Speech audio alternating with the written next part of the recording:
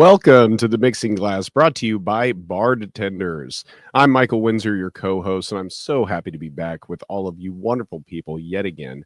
We've got a great show for you tonight, but before we do that, we have to introduce the one, the only, maybe a new year, but it's the same good old John Mateer. Jonathan, how are you doing tonight, sir? Hey, I'm doing well, Mike. Having a nice day.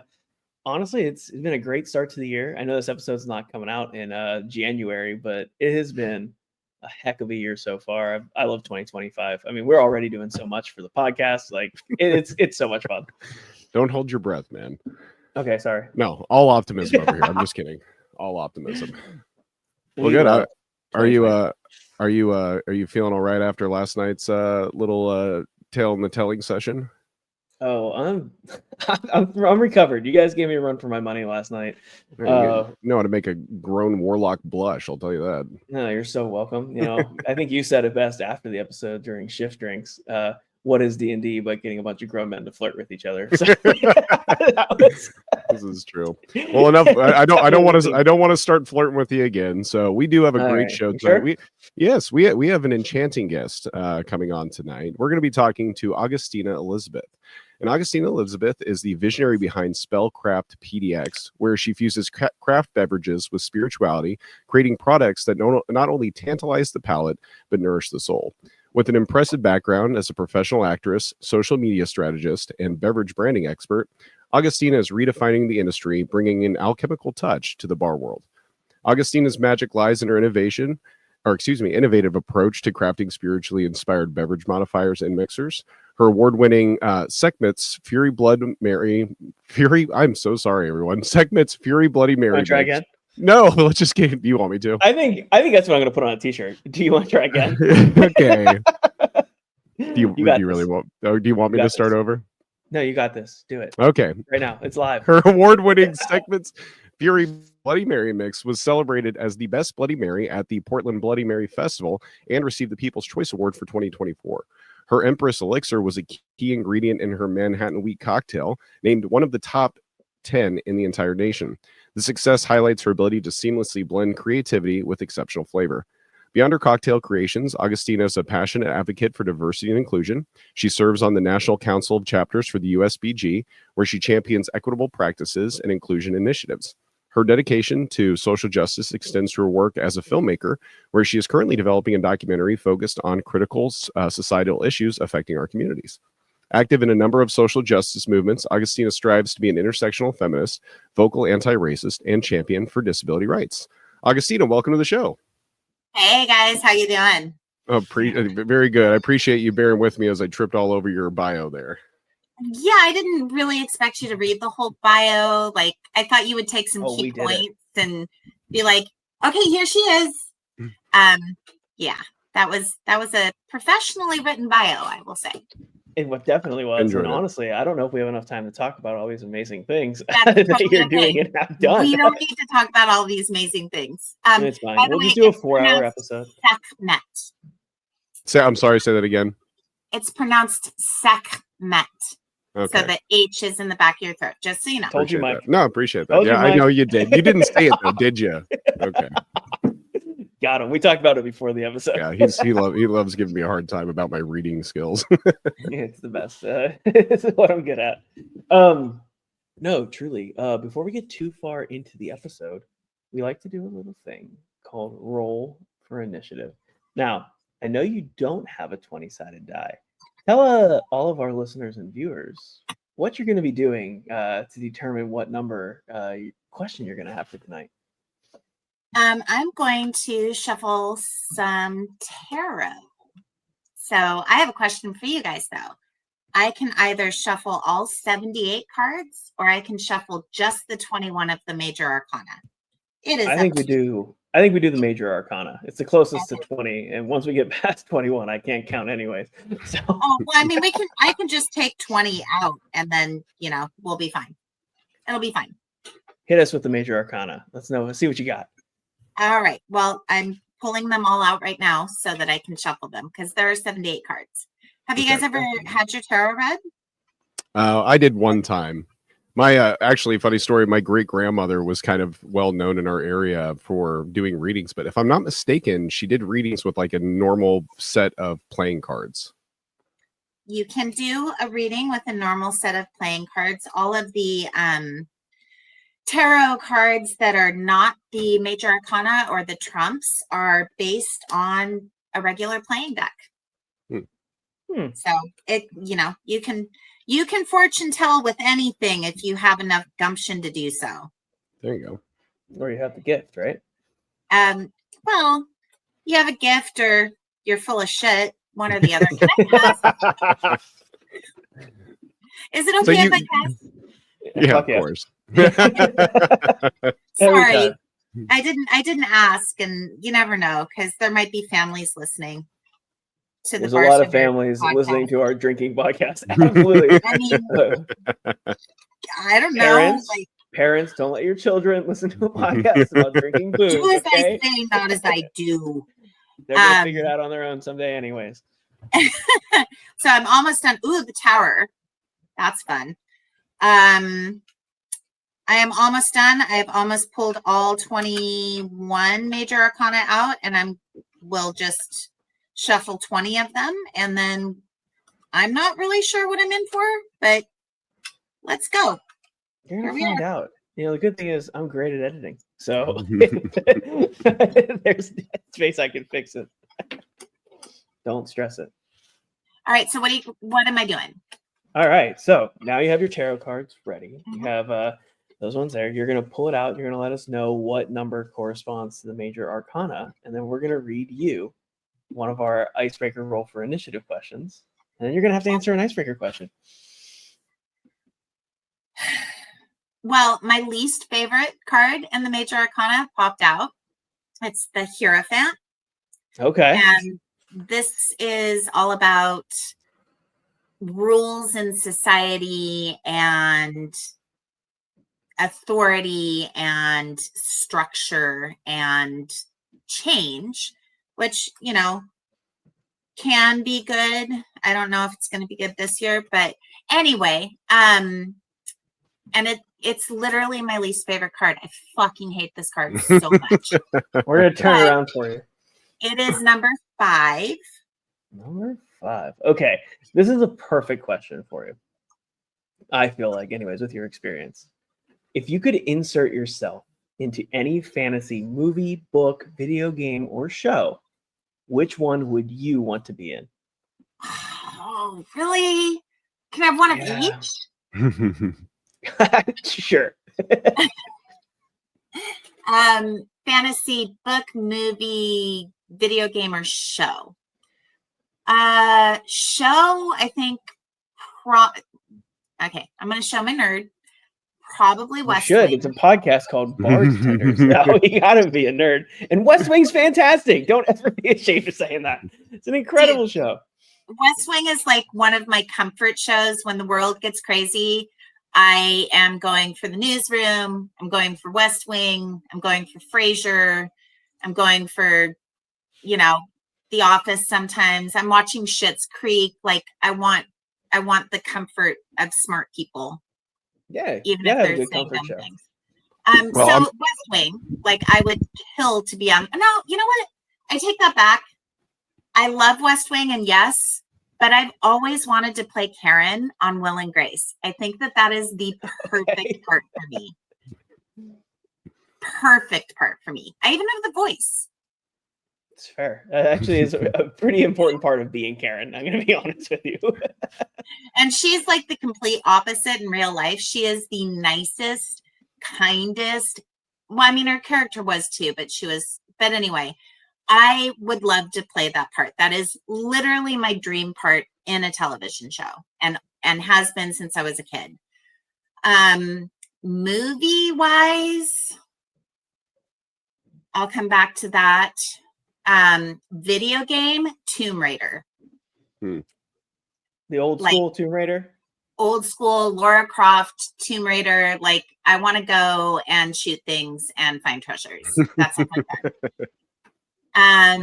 And book, like,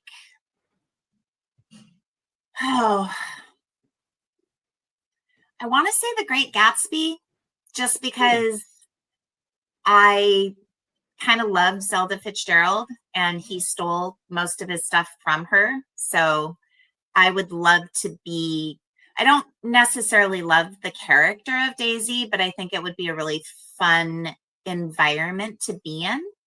No, definitely. Roaring 20s with a bootlegger and all the big parties. Of course, that's going to be fun. Minus the mobsters and the violence. Yeah, of course. Yeah, you know, just the fun part of that.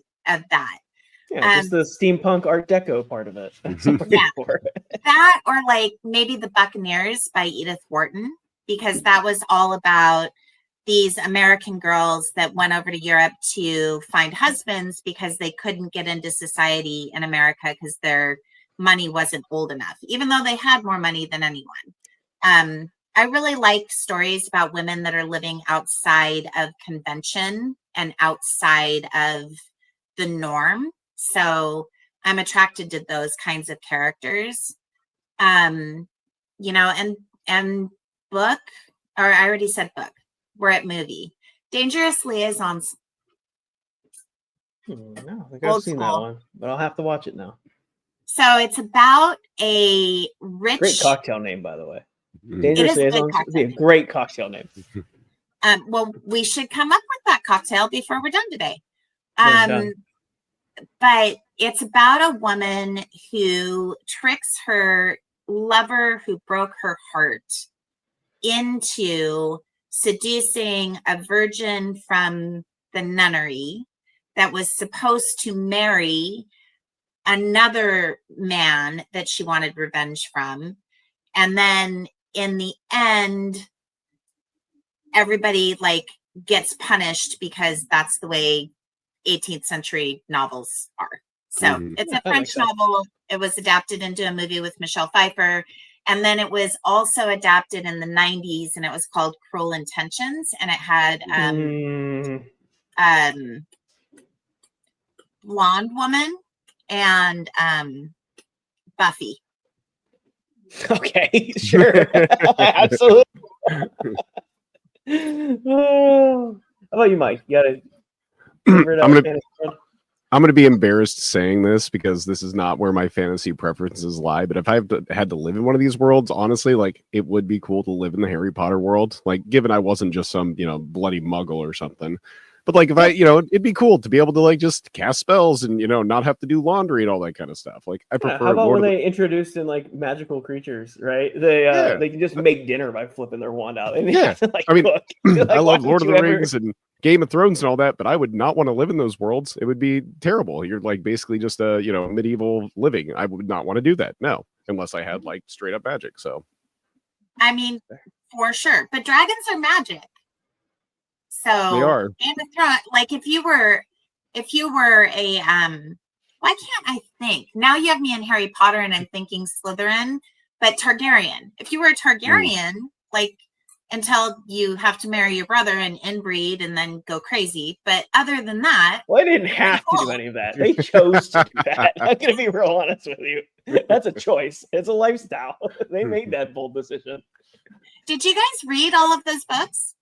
Well, yeah, I did. 5, not the 2 he hasn't finished. 5. Yeah, exactly. Yeah, I did not read Blood and Fire. No, I haven't read Blood and Fire either, and I had to read. I can't remember the titles, but the 2 books that occur at the same time, I actually read them at the same time. So I would read one chapter about what was going on with these people, that's and then cool. I would have to read the other chapter because I couldn't stand not knowing. It just like drove me nuts.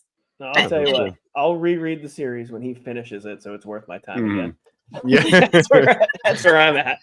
What about you, John? Where are you gonna be living?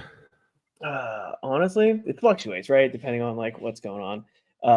But right now, I think it'd be pretty neat to be in like a Star Trek style like universe. I'm gonna go all the way in, right? Yeah, I was like, going more fantasy. That's sci-fi, but that's fine. But it's sci-fi fantasy. Like it's that same kind of like aspect too, where like they finally achieved this point in society where like you only do the jobs that you want to do. Food is there for you. You can travel very easily and see people. Like that's like a utopian society that's way better than where we are here in 2025 right now. So I'm here for that.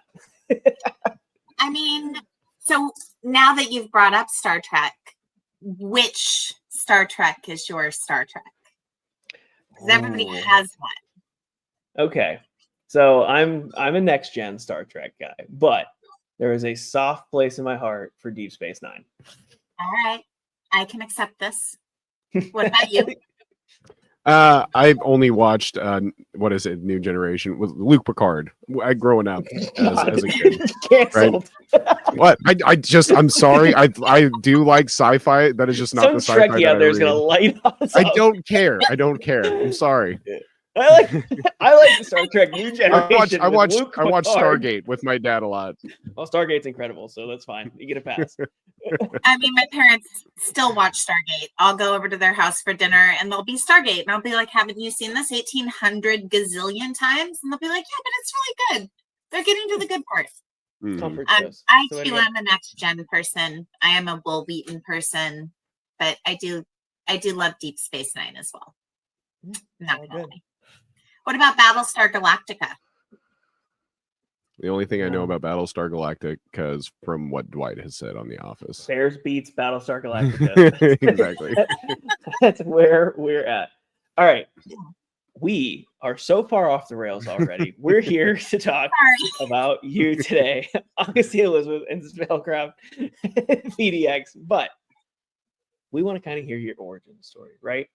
We want to hear how you got in the industry, how you got your foot in the door. What was your first job, your first taste of working in the hospitality industry? What drew you in? Well, I had two. They're both pretty interesting. My very, very, very first job in the hospitality industry, we had a German restaurant here in Portland called the Rhinelander. It was run by this German guy named Horst Mager. He was kind of famous in the Northwest, and he was just one name, Horst Mager. Horst Mager. Horst Mager. Was his first name, and he was this like fat German guy that like ate schnitzel and came into the restaurant all the time. But he was really fun. But I was a theater nerd kid, and I saw an ad, and they were hiring hostesses, but you had to audition because all of the waiters and waitresses and hostesses and bussers and everyone went around table to table singing German drinking songs. Cool.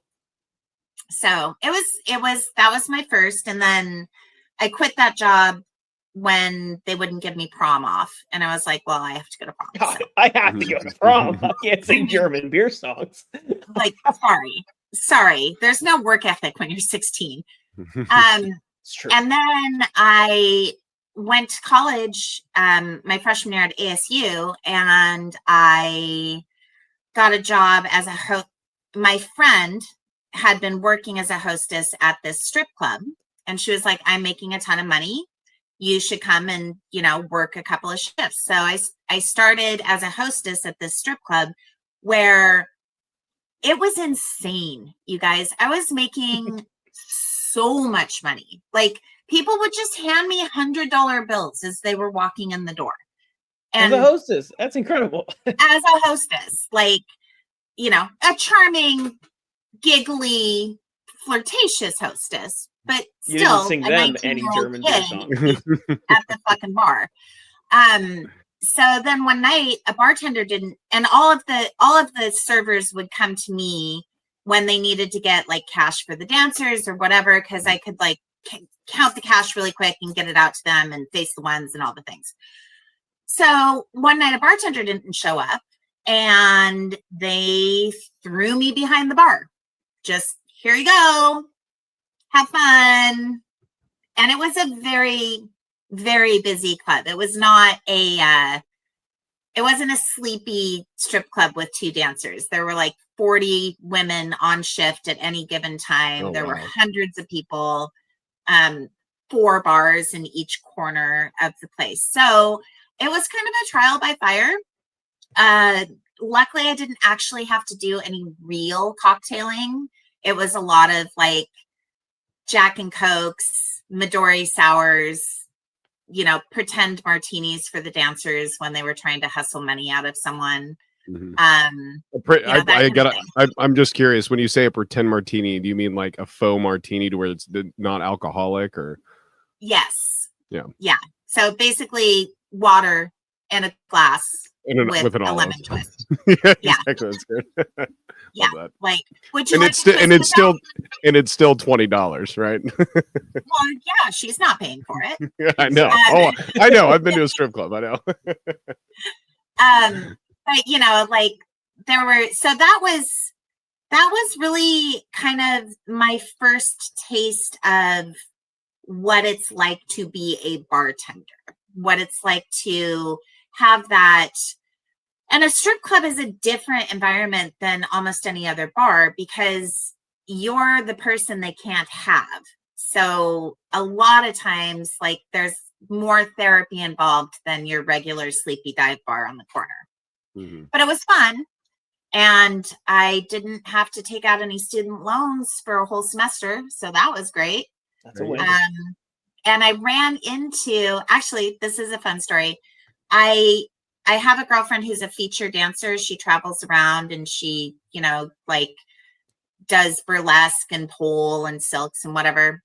And she was at the Exotic Dancer Expo a couple years ago in Las Vegas. And I was there helping her run her booth. And the manager that hired me at Bourbon Street Circus in Arizona in Phoenix won a lifetime. I didn't even know this existed, but he won a lifetime achievement award for the strip club industry. And it was, I was like, you taught me how to bartend. And he was like, huh, not dance? And I was like, no, bartend. Not dance. No, bartend. So this guy's teaching the ladies how to dance. Lifetime Achievement Award, Mike.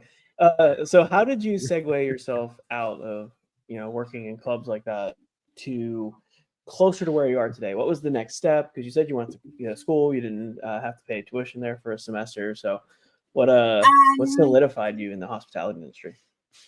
Well, bartending and going to Arizona State when you came from an all-girls Catholic high school wasn't maybe the best freshman year experience. So I had to come home. So that put the kibosh on a lot. But then when I got home and I was in school, I, worked we all work in restaurants in the summer to make extra money or whatever. In Oregon, you can't actually be behind the bar until you're 21. So, and I am not a server. I have learned that that's not my skill set. So I had a few hostessing jobs in college. And then after I turned 21, I started dealing blackjack, of all things. And, and that kind of like got me back into the industry. And I've been in and out and in and out and in and out, like, for ages and ages and ages. I'm like, oh, I hate this. I'm done. I'm going to go get a real job. And then I'm like, I want to go back. And I hate this. I'm done. I want to go back to my real job. It's the beauty of the hospitality industry. It keeps bringing you right back in. You're always welcome. That's the best part. I mean, yeah, you are. And it's a really great community too, because you can, I don't know, I feel like we're kind of the misfits of the world, and we have like our own like culture and, ability to just form chosen family, right? Like, I have friends that I met through the hospitality industry 15 years ago that I still talk to regularly, almost every day. So, it's been really good. And drinks are my love language. When I learned how to bartend and I learned how to mix spirits and mix drinks, like, it became almost an act of service. It was a way that I showed somebody that I liked them. Mm-hmm. Yeah, absolutely. I mean, it's one of like the love languages, right? It's quite literally. Yeah. It's an incredible experience. We've talked about this before on the show, but there are very few things that when you create something, you get to watch their expression as they actually partake in the gift that you give them. Like, you know, which is a cocktail, right? But it doesn't exist anymore. Even chefs, they're mostly in the kitchen. They don't get to watch you take that first bite of food and love what they've made. Bartender, we watch you every single step of the way. We get to see your excitement as you like experience new flavors and new drinks. So it's a cool thing. And it's a pretty ubiquitous theme in this podcast, especially because John is seeking out people who are not only in the hospitality industry, but who have used it as a stepping stone to other things as well. And that is the sentiment we hear so many times is people genuinely that do this well in the service industry and stay in it for that long. They genuinely enjoy serving people and want to actually provide hospitality. It's not just a job. They get something out of it too. So it just fits with the theme very well. Well, thank you. I'm so happy to fit in yet again with hospitality people. Yep, there you go. That's where all the misfits fit in. Exactly. Yeah. Yeah. That theater. Were you guys theater nerds? I was theater nerd. I did theater, but my mom basically put me in theater. It was not necessarily my choice. You that loved is it. too bad. What were you saying, honey? I'm sorry. I said Mike loved it, and he was just making fun of me. Yeah, he was just making fun of me. That's all. I wasn't making fun of you. I was proud. I was good. I danced and stuff. So you know. I'm gonna email your mom and get videos of this. Coming from you, like they're definitely coming through the screen. Like I could see you with some swoopy hair and some Jordans, you know, and the Backstreet Boys. Like no. Okay, next. I think it's time to move on to the next part of the show here. Are you sure? This is great. This is good content. Okay, so. You know, you've obviously been in the hospitality industry for a while. When did you make the decision to come up with SpellCraftPDX? Let's talk about that. How did you come up with this company, the vision, the idea? Tell us about it. Oh, God. So my spirituality is a huge part of my life. And, you know, it's kind of weird because I still identify as a Catholic. And a lot of people in the pagan community like cringe at that, but that is just very much a part of who I am. And I feel like Catholicism and witchcraft kind of go hand in hand. They're very mystical, you know, occult driven practices, basically. Not that the church is a cult, but anyway, someone's going to like tag me on that. By definition, all religions are cults, but you know, we can leave that for another discussion. I said occult, not cult. Oh, we're not talking about MAGA here. Yeah. So I had this idea, like I was kind of like, you know, when you can't really find a place where you fit, so you just kind of hop and hop and hop, and you're like, oh, I don't like this place. Oh, this place is hiring. I'm going to go try that for a few months. Oh, this kind of sucks, like that. So I was in one of those modes. And I was talking with my friend Clifton one night at my house, actually sitting right around where I'm sitting right now. And I was like, I want to do pop-ups. I want to do a pop-up for every Sabbat of the year. So in the pagan world or the witchcraft world, there are 8 Sabbats, and each one of them corresponds with like a different season, basically. So it starts at Samhain, which is Halloween. That's the witch's New Year.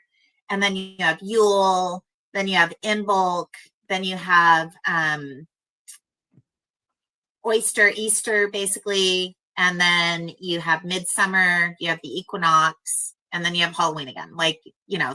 So my idea originally was to create these themed parties around each one of these Sabbats. And so all of the cocktails would be from the theme of the Sabbat, like significant to whatever the holiday was.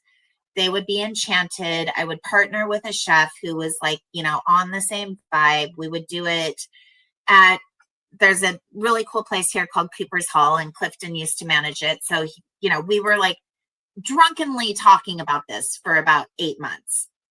And, you know, and I wanted to do it, but it also costs a lot of money to throw a pop-up. And I didn't really have a lot of money.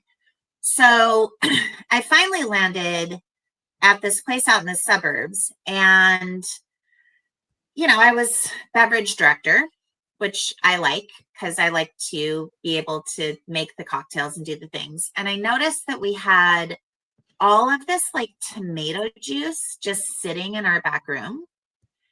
And we were wasting like 20 pounds of carrots and celery and onions every week because it was basically a glorified frat house where people came to play golf and drink. So I decided to make a Bloody Mary mix out of our stuff just to, you know, create some sustainability and create some like continuity and also use a product that was just taking up space on the shelf. Like I was like, this is not profitable. We need to move this out. And it was good. And it was so good that it became the #1 selling cocktail on the menu. Oh, wow, that's awesome. Love that.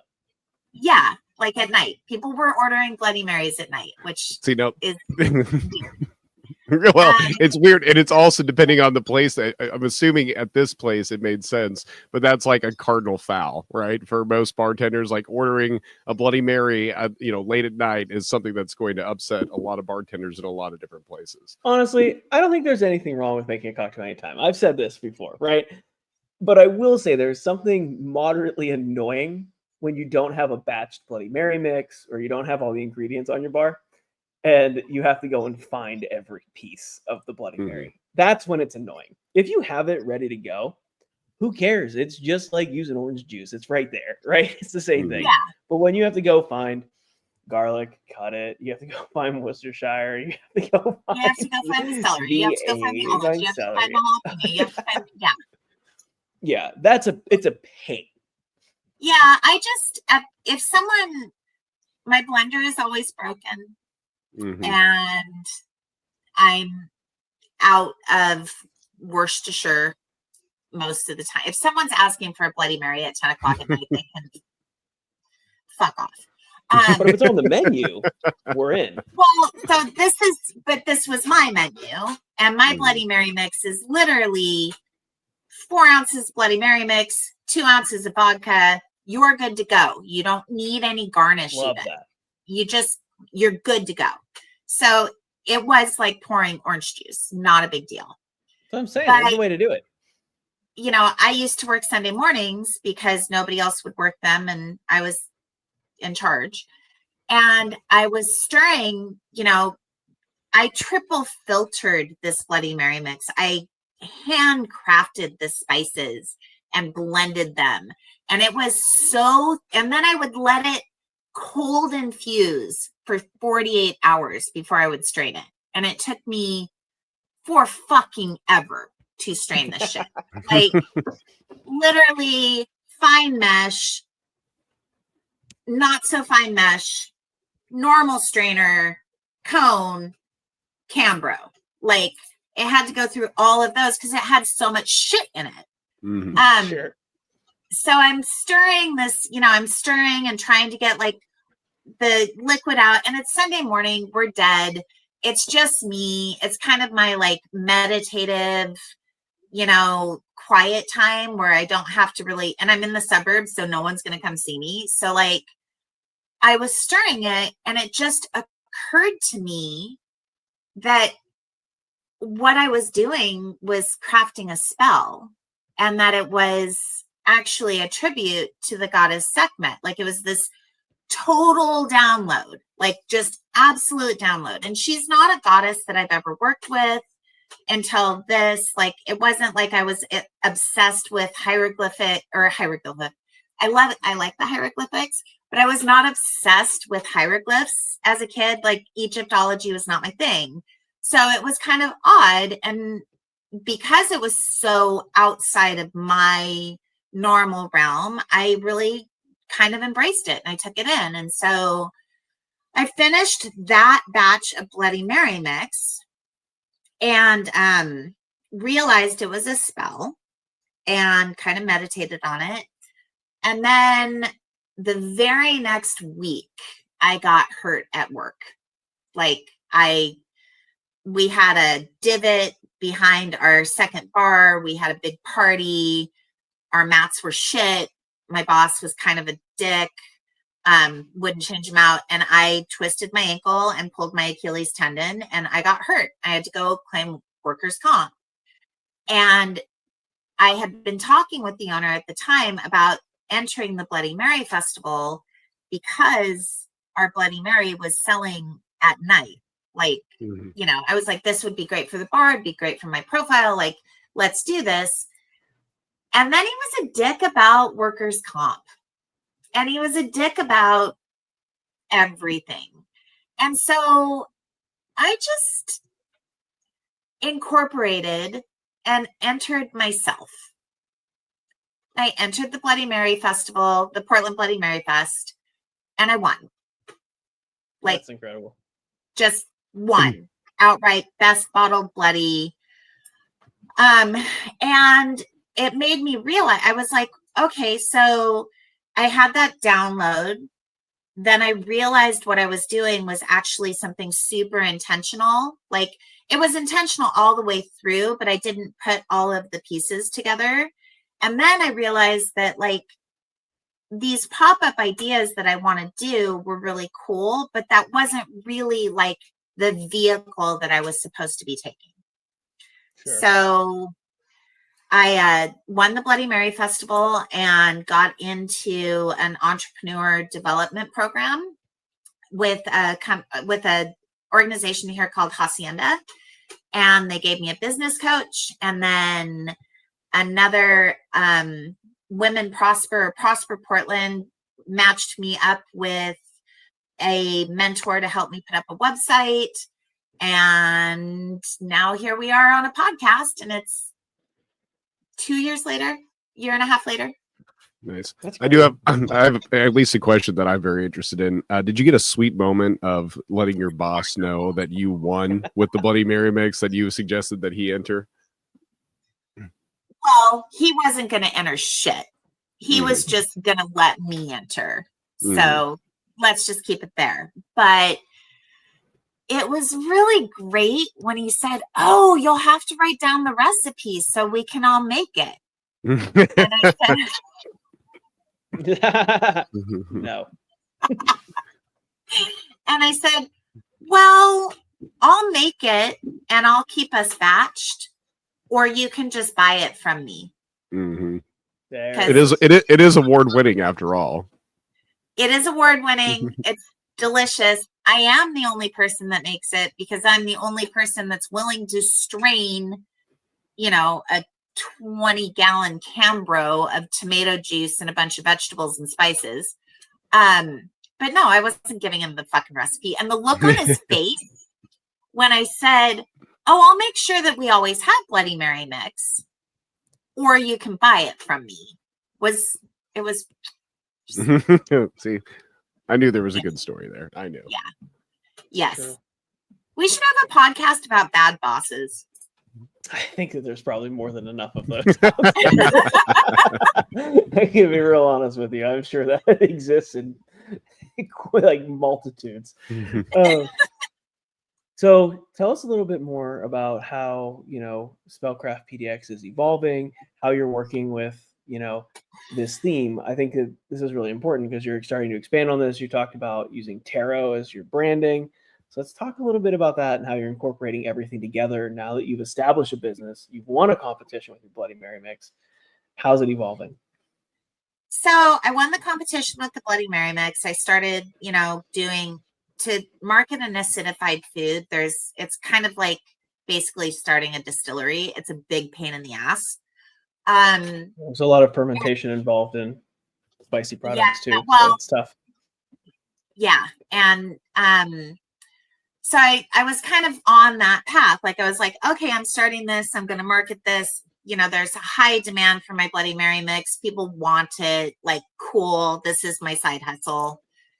And then a good friend of mine who was actually Angels and Bees whiskey guardian here in Portland had ordered a bunch of coffee syrups for an event that she was doing at the Ritz-Carlton, and they all arrived broken.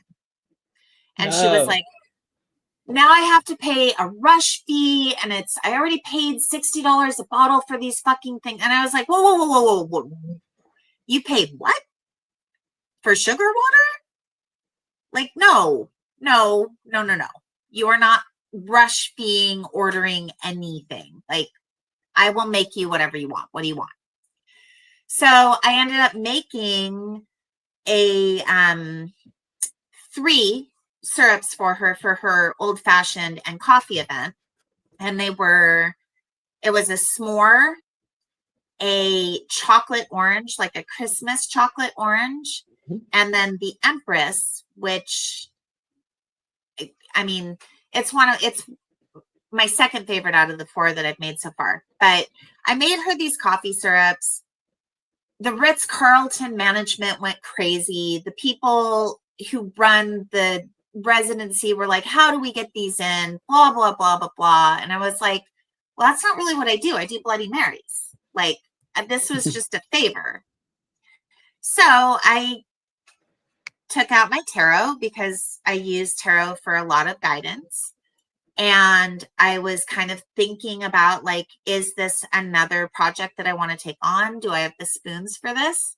And then I was like, yeah, because you already took it on. And this is all inspired by the tarot. And what are you thinking? Like, of course, this is what you're supposed to be doing. You made a s'more flavor. That is totally the Fool. That is a childlike energy. You made a chocolate orange. That is so straightforward. That's basically the Emperor. The Empress is all about creativity and the earth. And you made a maple, persimmon, cherry, cinnamon elixir. You know, like, duh, Augustina, what are you thinking? So that's how the tarot elixir line was born. And then, you know, that was going pretty well. That was last winter. And then I met a woman who owns a bar here in town called the Bible Club. And we did a pop-up for Solstice. And for that pop-up, I developed another tarot-inspired elixir called the Sun. And that is, I need to send you guys some because I'm very, very proud of this. So that's kind of how that came about. So, like, now what I thought was going to be cross purposes is really just under this natural umbrella of being an expression of who I am and how I relate to the world. I love that. And this is what I love about the hospitality industry. You never know when an opportunity is going to happen.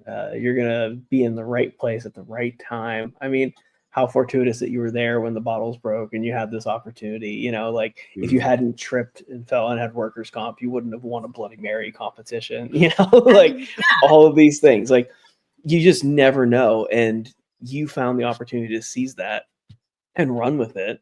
And you're doing incredible things, making incredible ingredients. And I think that's awesome. Well, thank you. I feel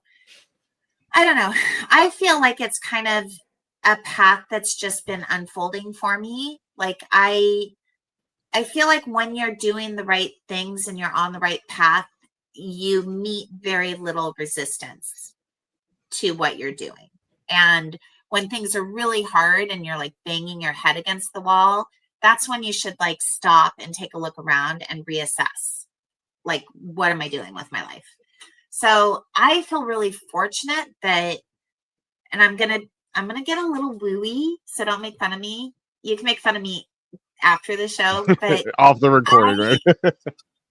I feel really fortunate that I have spirit guides and saints and ancestors and my grandma who's with me, like, all the time. Like, I feel really fortunate that I've been able to, for the most part, always be able to do something that I truly enjoyed to make money. Like, and the tarot, like, I'm so proud of my tarot elixir line. I'm very proud of my Bloody Mary too, but it's kind of like, I took a class with Chuck Polachuk, whoever wrote Fight Club. I can't pronounce his last name. And we'll talk about it. Yes.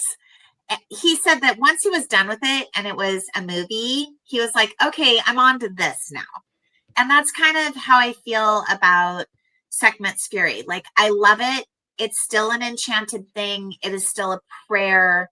I am still very much involved when I batch it and when I make it, but I already created it. And so now it's time to create something else. Does that make sense? Yeah, absolutely. It's like when you make a whole new cocktail menu, right? You're like, all right, I've been doing this one for 4 or 5 months. Let's get to the next one, right? Like, Exactly. same thought process.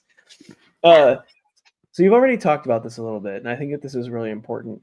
But it's, telling a story with your brand and experiential marketing. Could you share a little bit of your experience with that as you've been crafting your brand for our listeners? They can get a little insight into, how that works if they're someone who's looking to do that themselves too. For sure, because I'm really passionate about experiential marketing and customer service. I think that the two go hand in hand. So what we didn't talk about when we were talking about my foray into the hospitality industry is that I was actually one of the first employees of one of the biggest distilleries in Oregon, the first employee. I was the first employee on the ground floor of one of the biggest distilleries here in Oregon. I opened the tasting room. I ran all of our programming. I handled the TTB. I handled control states, non-control states. Like, I learned so much from that experience. And, that's when Distillery Row formed. And now Distillery Row is like this huge worldwide, like, famous thing. But I was there when we were like, oh, you can buy a passport and go to 5 different distilleries, and we're going to charge you money to drink things we're going to give you for free anyway. So there it is. So, through that, I really learned how to create an environment for people and for people to enjoy the experience, because what we were selling was not good. It wasn't. I mean, I got it on shelves. People picked it up, but it was really hot infused ginger rum and really flat, like, basic. I mean, it just wasn't good. It wasn't fucking good. No, that's the hardest part though about opening a distillery, right? Because you need money to keep the door open. Distilleries are really expensive with all the equipment, so you got to sell something, and over time, it gets better, right? But that first run is always the hardest one. Well, so our tasting room though became the attraction. It wasn't that people were coming in for our spirits; it was for our tasting room. Because we started the Distillery Row tour there, we ended it there. I threw bachelor parties out of the distillery room, bachelorette parties. I concierged, like, people could call the distillery and I would plan out an entire weekend for them in Portland that started and ended at the distillery. So their entire experience, their entire memory of their trip is bookended by this brand that created it for them, the brand that, like, brought it to them. And I think that that's really important for I don't understand. I really don't understand people who just expect people to buy their products. Granted, I was selling some, very hard to sell things, but we kept the doors open. We were making money when no one else was. And it's because you'd walk into my tasting room and there'd be blasting music, and I had a pinball machine, and there was a couch, and I would pour you little 1-ounce cocktails, and you could hang out for 20 minutes and in the middle of the day and have fun and not feel pressured to do anything but maybe buy a bottle. So it was cool. And so I'm in a long roundabout way. Sorry, guys, I'm very long-winded. Good. That's why we're here. We want to hear the story. I feel like that experience, along with my experience working in politics, because I worked as a college organizer, and then I was a college campus director in 2008.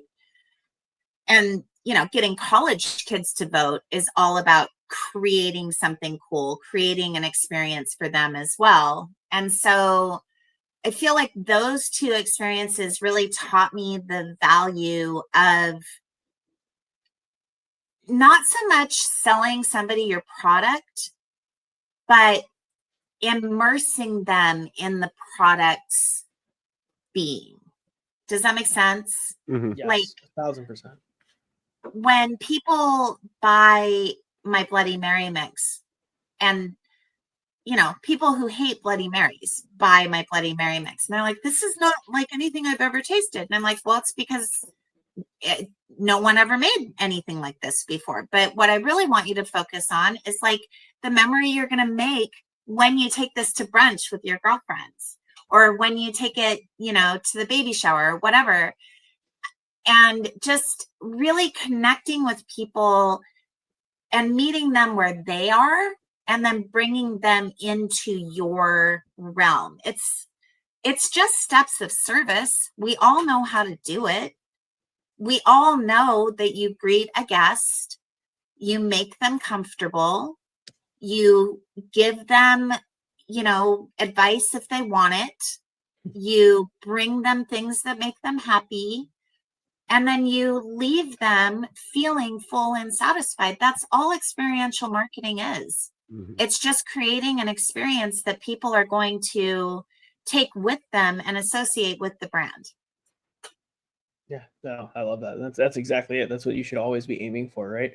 Whether you're building a community, you're sharing memories, creating memories, like that's what we're tied to. I mean, look at Disney. They do it every day with nostalgia, right? They keep drawing you right back in, right?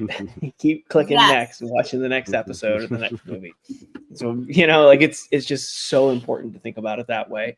And like having the genuine connection is what really sets you apart from someone who's just trying to have a connection. It's making the connection. And it's also being authentic and letting yourself be vulnerable about it as well. I don't want to like diss on brands with a shit ton of money, because I would like to be one of those brands, but I don't necessarily feel like I need to put up an entire, unless I want to, because it's a gift for my customers. I want people to connect with SpellCraftPDX because they connect with the intentionality of the products, and because the products bring intention into their lives. And, maybe someday I'll have like a gazillion $billion and I can throw a great big Alice in Wonderland party and everybody can come and have like this incredible experience. But the brands that consistently spend a lot of money trying to woo people with flash aren't necessarily the brands that are what people drink in the long run, right? Yeah. Like, I would imagine too, it's somewhat counterintuitive to how those brands got to where they are today, because I imagine a lot of those brands they started out small and had that intention, and then of course once you do have that wealth of resources available to you, you can kind of lose sight of what you were doing in the beginning. Yes, but there are also brands that started out small and now have a wealth of resources and have still stayed pretty true to their mission. Sure. Right? Like, one of the brands that comes to my head, honestly, is Hendrix.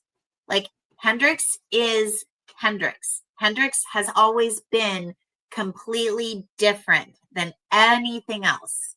Yeah, it's gin, but is it gin? Like, really? And they, even though they like sponsor things and give out, really cool pour spouts and whatever, they have the money to do it, but they're not doing it to get you to drink Hendrix. They're doing it to enhance your experience with Hendrix. That 100%. Their Alice in Wonderland type Odyssey adventure is like a whole thing. and it is done with intention. It elevates the experience. It doesn't make the experience. Like, yeah, you're right. No, Yeah, that's a great way to think about it. Yeah, so that, Freeland Gin, which is a lot smaller in here in Portland, but they are very true to their intent. What are other brands that I just really, really, really fucking love? There's smaller distilleries like in Colorado that I really admire. I just admire anybody. Oh, Beyonce's new whiskey is actually, like, I know I'm throwing Beyonce out there, but their blender is one of the most intentional humans I have ever met in my life. And he breathes and sleeps blending whiskey. And every single thing that he does in that blending process is done out of love. Like, yes, they have a ton of money, but it is also a very intentional brand. It's got a very intentional mission. Which is important at the core of any business. Yes. And I'm on a soapbox. I'll get down now. You don't have to. But we do know that you are taking your products on the road to the Fancy Food Show in Las Vegas. So we want people who might be attending to get a little insight into what that is, how you're going to be there. Give a little plug here. Tell us give us the info. Yeah. So the Food Innovation Center here in Oregon does a lot of development and mentorship with entrepreneurs, like food entrepreneurs. And we're really lucky to have that resource so available to us. And they have what's called the Incubator Village and the Startup Village. That's its own pavilion in the Fancy Food Show. And I was invited to attend, which is a huge honor. Because lots of people weren't invited to attend. So I am like kind of, I don't know. I feel like I look in the mirror and I'm like, is this you? Are you really an adult now? Like, what's going on here? Like, why do you have responsibilities? This is weird. So the Fancy Food Show is basically all of the people from specialty markets, like, well, where are you guys right now? Jacksonville-ish, Florida. Okay. I'm in Southwest Missouri. Okay, so Jacksonville and Missouri are very different than Portland.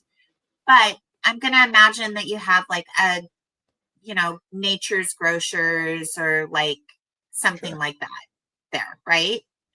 We got in a Portland, Walmart. that's all there is. Like, there are no corporate. I couldn't find an Albertsons if I tried. So Sure. Everything is a bougie market that sells artisanal cheese and, handmade donuts made by the toes of trolls. Like, that's just Portland.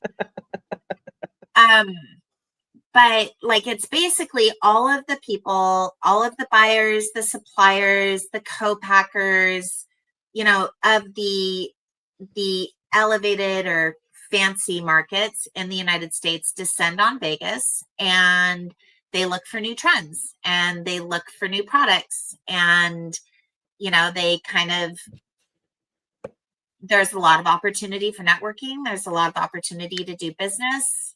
I'm pinching myself that I'm going, and I'm also scared, like, out of my mind, because it's going to be 60,000 people there.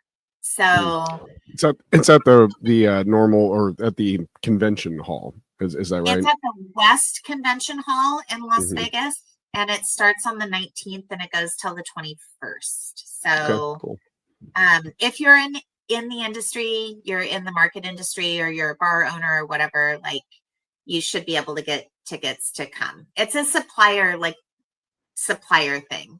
But yeah, I'll be there. I'll have Bloody Mary mix. If you're in Vegas, I will sell you some happily. There you go. Love that. I've got to tell you, I'm a big Bloody Mary fan, so I'm salivating because I'd love to try some. I really would. Oh, I love Bloody Mary mix.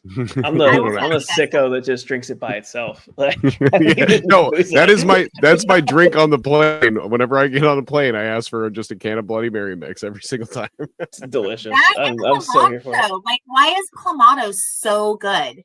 I like Clamato I'm not too. a Clamato guy. That's a step. You don't too like far. you don't like a nice cold chilada on a Sunday morning. No, I'd rather just eat oysters and have a Bloody Mary. Like I want to. There's not a lot of oysters in Southwest Missouri, my friend. So I got to make do with what I've got.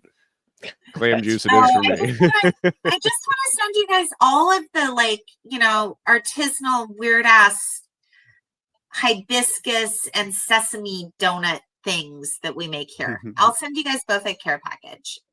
Well, do you sell your products online, or is it strictly regional? So yes, I am just about to launch the online store. I've been getting everything in order for the fancy food show. I kind of wanted to have everything launch like right around the same time. So I'm getting ready to launch an online store. I'm hoping to be in markets in California and Washington by September is kind of, knock on wood, is kind of the hope. My FDA approvals are in, so I can ship anywhere in the United States. It's just a matter of logistics, all of those things take infrastructure and it is truly just me. I do all of the marketing, all of the website development, which isn't impressive, but I did it. Everything is me and part of it's an expression of me Googling shit mostly, but that's called being a business owner. I'm gonna be real honest. I'm gonna be real honest with you. Having done a lot of that myself, that's how it goes. So hopefully by June of this year, the web store will be completely up and running and it will have merch. It'll have my products.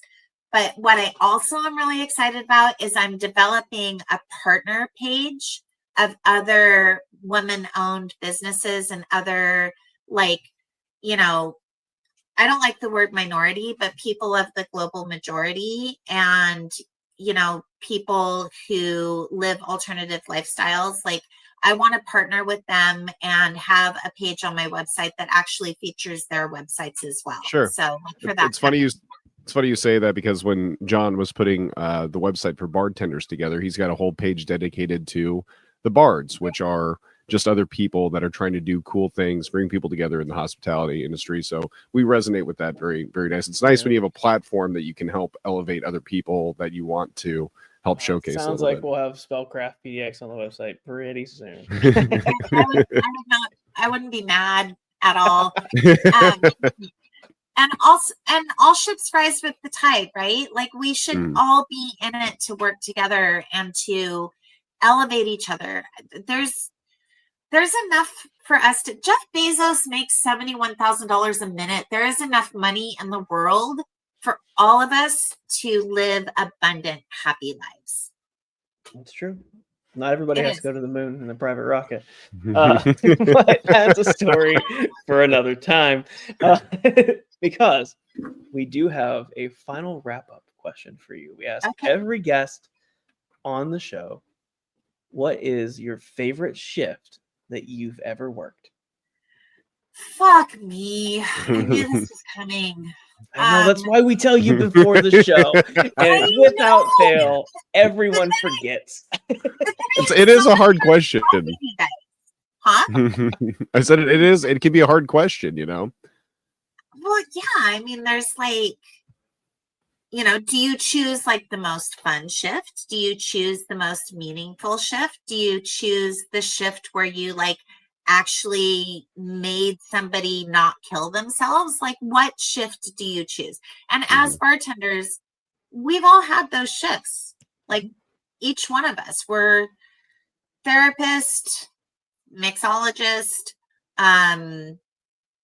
janitor, all the things. So my favorite shift of all time. I'm going to go with the first thing that popped into my head because it was pretty epic.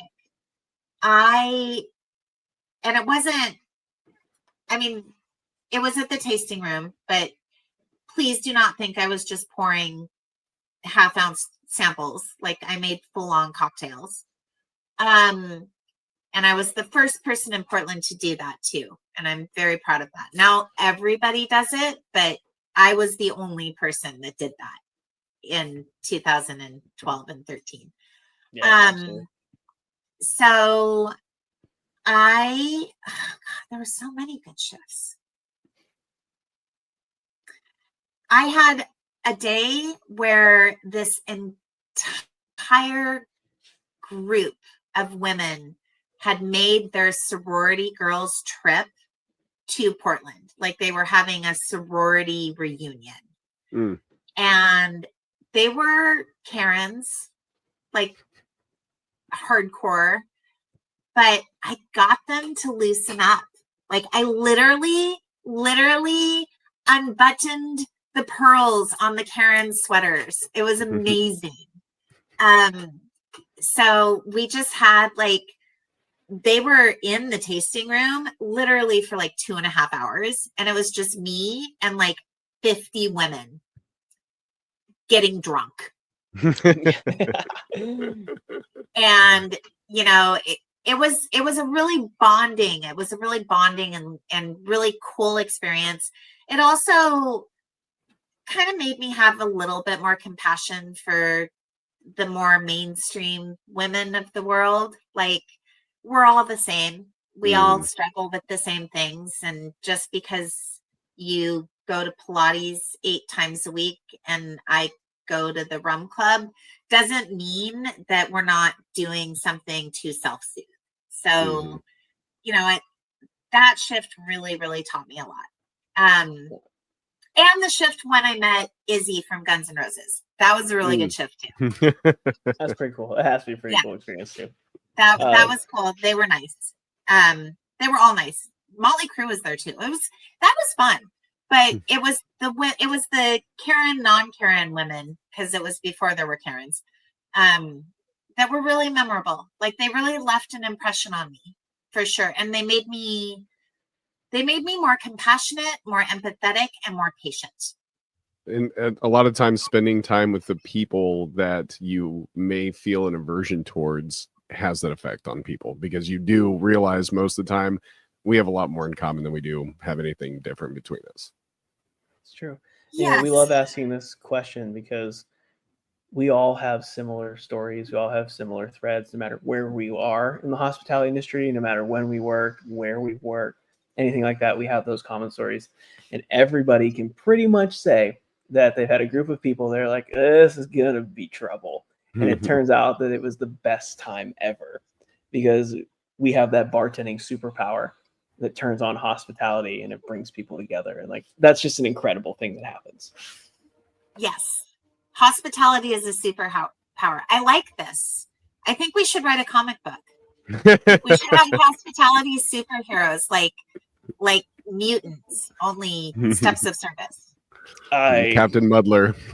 That's your name now. That's campaign 3, Mike. Campaign 3. Oh my god.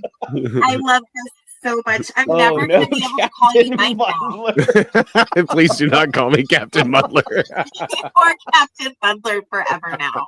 You're Captain Muddler. Oh no, this is so good. Okay, so Captain Muddler aside,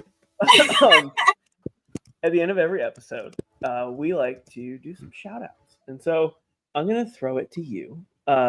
Where can people find you? Where can people find your brand? God damn it, John, you son of a bitch. I wonder what I heard you typing over there. Yeah, I changed your display name on the video. It's fine. Captain Muddler. Where can people find you? Where can they find SpellCraftPDX? Give us the links. Captain Muddler's bar, because like I need to be saved. No, I'm kidding. Where can people find me? Well, at the Fancy Food Show in Las Vegas for like a week. Follow Spellcraft's social medias. Like follow the Instagram, follow TikTok. I am holding on to TikTok for dear life. I guess follow Facebook. Yeah. Anyway. And And then like you can get in touch with me personally too, like on my own social media. Everything is under Augustina Elizabeth in some way, shape, or form. Like I think TikTok is real Augustina Elizabeth because there's a porn star that's using my name now. But you know, just reach out. I can always do special orders. Like if I haven't batched or I don't have any product available, you can still always order. You can order a case. You can, my minimum is a case for shipping, but if you're local, we can work something out. And yeah, like just follow along. Like I will be hopefully launching a YouTube channel here pretty soon, and it'll be witchy cocktails and, you know, history of women in the spirits industry and, you know, botanicals and how not to kill people with belladonna. Like it'll be really that's fun. real. Love that. Mike. So yeah, so like TikTok, Instagram, the Facebooks, I guess, you know, SpellCraftPDX. Go sign up for the newsletter on the website. It's a Google form. It's pretty self-explanatory. And I don't spam people and I don't sell people's information. It is literally like maybe once every 2 months, I'll send out a newsletter of all the things that are going on. That's great. Love that. You got to connect with your community, right? Actual authenticity. Sure. That's a big thing. Yeah. Mike, shout outs for you today. Yeah, you know what? I'd like to shout out Women of the Vine and Badass Bartender. Are you familiar with Women of the Vine? Great. Deborah Brenner, absolutely. Yeah, she came on and we loved hearing about what she's doing in the community as well. So if you haven't listened to that episode, please go back and check it out. We had a really good time with her. But Women of the Vine doing some incredible things. If you are somebody that needs support in that in the industry, in that sense, they have so many resources. It was kind of unbelievable to hear how much they do for people out there. So if you need that, please take advantage of it. And then Badass Bartender, everything that Women of the Vine are doing is really, really cool. God, I love that. That was a good plug, Mike. That was Thanks. So true. Did she talk about, I'm sorry to interrupt, but did she talk about the employee assistance program that they do, that they sponsor? She did. Yeah. Very much so. What an incredible program. Mm-hmm. It's so good. And we need it in the hospitality industry. And I also didn't talk about the USBG at all, but my other shout out would be if you are in a USBG chapter, find your national council representative because we will help you with things you don't understand. So please find us. We are here. Anyway, Women of the Vine, I adore them. They do so much good stuff. Mm-hmm. First shout out of 2 for me. First one goes to anybody in the hospitality industry who wants to do something cool, do it. I mean, Augustina Elizabeth doing something cool because she loves doing it. You know, we do the podcast, right? Because we love doing that. But anybody out there, chase those dreams, go for it. You never know what opportunity is going to happen, and you don't know until you try. So if you're excited about something, run with it. Just see what happens. You can do it. If you can handle that guest that comes in that orders the Bloody Mary at 1 o'clock in the morning. If you can handle 40 Karens for 2 hours, then you've got, like I said, you can do it. I promise you. You have superpower. You got this. If I can do it, you can do it. I imagine can I ask you guys a favor though, please? Will you please call me Augie?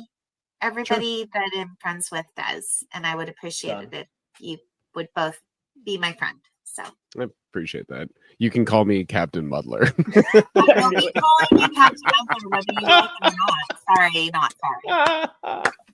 And I didn't mean to interrupt. Jonathan, go on with your shout outs. I want to hear all the best worst thing that's ever happened. My final shout out is for my favorite podcast. It's called Bardtenders. You're probably listening to it. You're probably watching it right now. You can check us out on social media at Bardtenders. You head to our website at www.bardtender.com. You can connect with us via email at contact@bardtender.com or slide in those DMs. We like hearing from you guys. We want to have you on the show. We want to talk about amazing things because we love doing cool shit with cool people at the end of the day.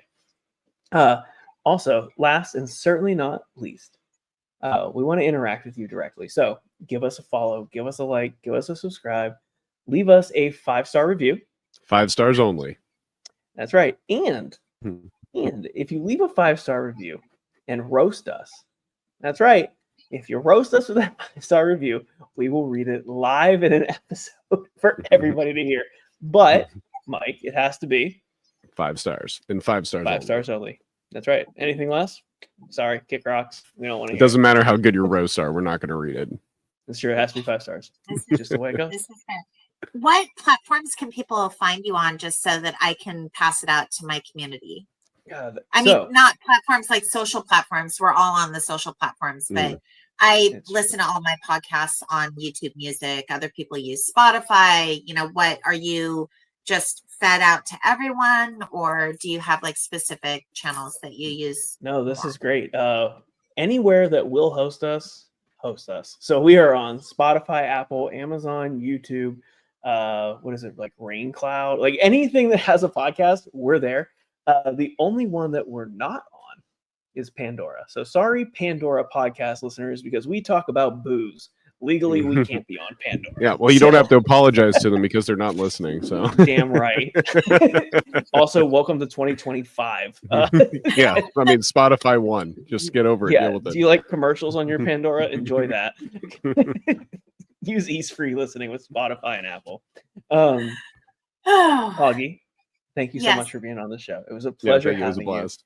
Thanks for sharing your story, your journey. SpellCraftPDX, so exciting. You're going to have such a great time in Vegas, and I'm excited for you to grow your business and for people to start connecting with you a little bit more.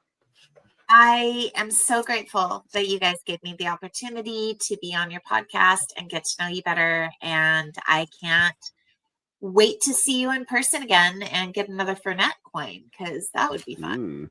Yeah, that's true. Well, I guess. Wait, hold on 1 second. Did you win a Fernet coin? Yeah.